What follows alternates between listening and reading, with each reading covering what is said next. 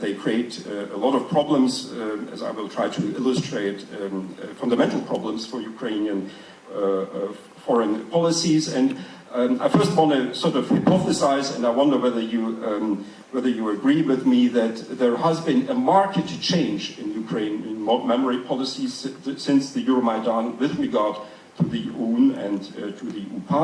Of course, there were before also lots of attempts to heroize and to sort of treat the memory of these organizations in a hagiographic way. The Yushchenko declared Roman Shukhevich a national hero, I think it was in 2007, and then Stepan Bandera in 2010. However, after the Euromaidan, what I'm observing is an orchestrated attempt to make the UN and the UPA sort of an integral part of Ukrainian national memory, of the positive image of the Ukrainian national movement, as expressed in the so-called decommunization laws, as expressed in the renaming of streets and places, not only in Western Ukraine as happened before, but now also in other parts of Ukraine, and most prominently here, the renaming of the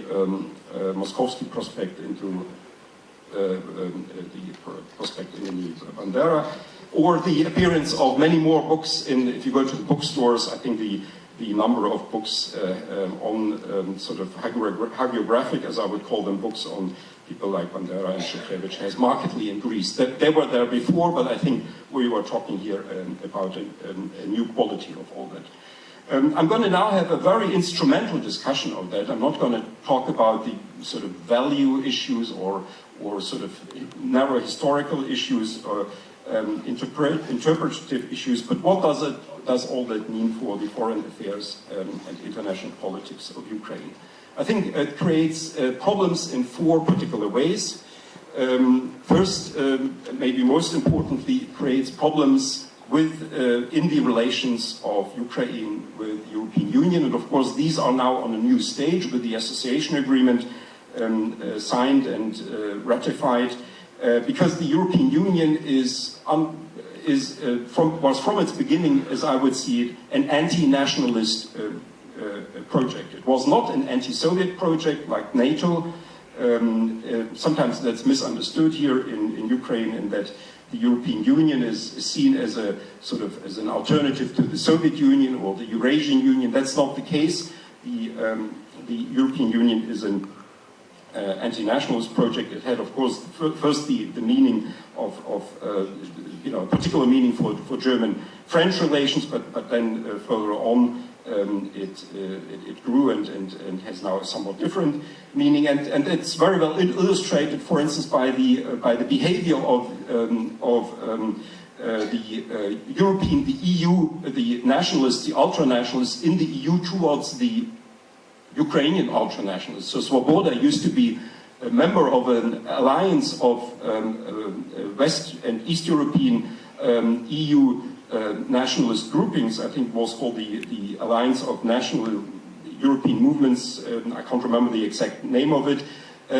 But when it then became clear that Ukraine would become a sort of a European project, then and Svoboda would be part of this sort of Europeanization, or would sort of support Europeanization of Ukraine, then very quickly these nationalist parties within the EU that are all against the EU, they then became also not only anti-Ukrainian, but they became also anti-Svoboda, because Svoboda was a party, oddly, one could say, that was supporting in Ukraine the association agreement, and its faction actually in 2014 voted for the association agreement. So I think that's the first problem, and I think it found its expression in 2010 in the resolution by the European Parliament, where the European Parliament explicitly asked the Ukrainian government to stop the heroization of the EU. The second problem that the memory policies that try to heroize the UN and UPA is maybe the most obvious one, the problems it creates with Poland. why do I find, and I want to talk here about all the different exchanges between Poland and Ukraine on this issue, why I find this so important is because, not so much because I'm that much interested in the history and the memory policies of these issues, but because I'm getting sort of more and more interested in Poland as a partner of Ukraine, because it seems to me that Ukraine for the next years will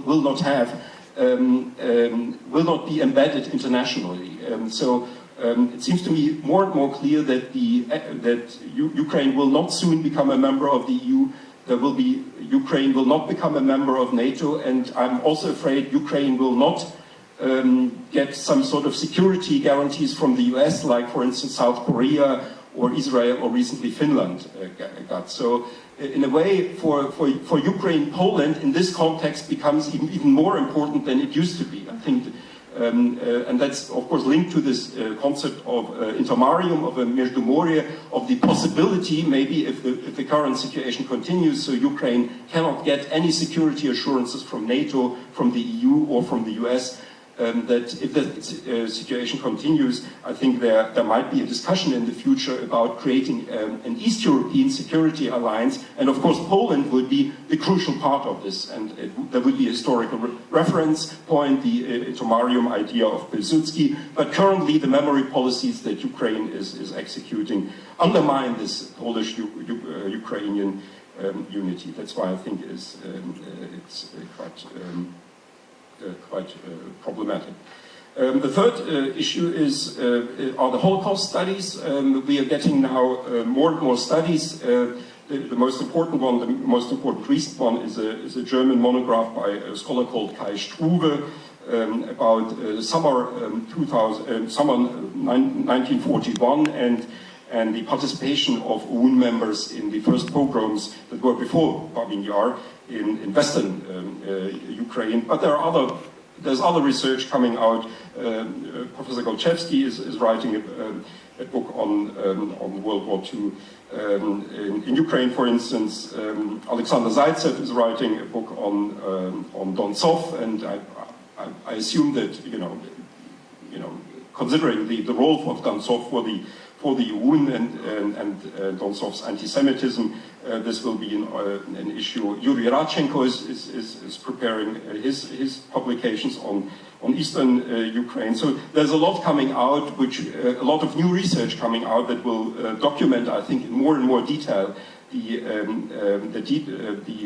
participation of certain UN members in the Holocaust, and I think that will become more and more of a problem. I think in the past there was this sort of poisoning, I would call it, or subversion of a rational discourse of these issues by the many myths that Soviet propaganda and then also post-Soviet Russian propaganda was sort of circulating. For instance, claiming that Shukhevich was an SS officer, or that the Nachtigall battalion committed the pogrom in Lviv. But now we're getting other research that is not connected to these sort of Soviet myths, and that cannot be linked in any way to Russian discourses. And I think this will create more and more problems with, for instance, the international Jewish organizations and the memory policies in Ukraine. And last but not least, I think there's also something to be said about the politics of academia and all that. One can discuss a lot about the issues and what exactly happened, let's say in Volyn in 1943 or in Lviv in 1941. But what is important to remember here that how do these discussions then relate to the wider public? How they become a sort of a public canon? And I think it has to be said that much of the Ukrainian research, the apologetic research that is coming out here, is published in sort of samizdat, in a sort of post-Soviet books and journals that are produced by the researchers themselves. For instance, by the Center for the Research on the National Liberation Movement in Lviv. And on the contrary, much of the research that is critical of this discourse is coming out in peer-reviewed journals. So, for instance, one of the, I think, most hated figures here, I'm not researchers in this context, is a man called Grzegorz Rosoliński-Liebe, whose presentation here a few years ago in the German embassy caused a demonstration in front of the embassy. And just to mention, to illustrate the point here, he had recently published an article in Germany in a journal that is called Vierteljahreshefte für Zeitgeschichte. So if you would know the academic policies or the history policies of Germany, you would know that this is the prime German journal on 20th century history. And if somebody places an article there, then you are part of the sort of the mainstream discourse, and you cannot agree with him, but this is going to define sort of, for instance, German public opinion about these issues, and of course these also concerns other scholars who publish in acknowledged journals that are ranked, or who are at universities that have rankings, or in think tanks that have the rankings. This all plays a role, because the politicians will not listen to everybody, because I mean there are lots of course, for instance, left-wing or pro-Russian activists in Germany who would write books about or articles about the UN, and they would make Bandera responsible for the Lviv pogrom or for the Berlin end or something like that. So there's a lot of these uninformed publications that are circulated there. But there's now an increasing body as well of research that is coming out in very well-established publication series. And and on the other side, we have this sort of the samizdat that you can buy here in the Ukrainian bookstores. Дякую. Я тільки коротко хочу накреслити проблеми, які, думаю, зараз ми будемо обговорювати. В самому загальному плані проблеми, про які говорив Андреас Умланд, зводяться до одного важливого питання, проблеми. Чи має пам'ять про УНУПА стати невід'ємною частиною української ідентичності, національної пам'яті? Довкола цього існує дві протилежні абсолютно думки, взаємовиключні. Західні інтелектуали і в Україні є велика частина людей, які вважають, що з таким доробком ми не можемо йти в Європу, що це дискредитує Україну, що ці праві ідеології, які ОУН і УПА відбивали, вони не можуть бути в демократичній сучасній Європі нашою українською, як то кажуть, фішкою. З іншого боку, існує протилежна точка зору, що якщо ми викинемо з нашої національно-історичної пам'яті пам'ять про ОУН-УПА з її боротьбою проти сталінізму і гітлеризму, з іншими, не буду перераховувати все це, ви знаєте, мабуть, що залишається у нас від цієї пам'яті Другої світової війни в першу чергу. Ну і, власне кажучи, якщо взяти практичні дії певні, Умланд згадував про Майдан, і те, що на Майдані пам'ять про ОУН-УПА була дуже важливою, невід'ємною частиною ідеології Майдану. Ну і згадаємо, власне кажучи, хто провів остаточно, хто підняв повстання, фактично, правий сектор і праві партії, власне, призвели, тобто їхня радикальна дії призвели до того. Власне кажучи, я інтерпретую інші точки зору. Власне, всі ці події призводять до того, що ця ідеологія потрібна, інша точка зору необхідна і важлива.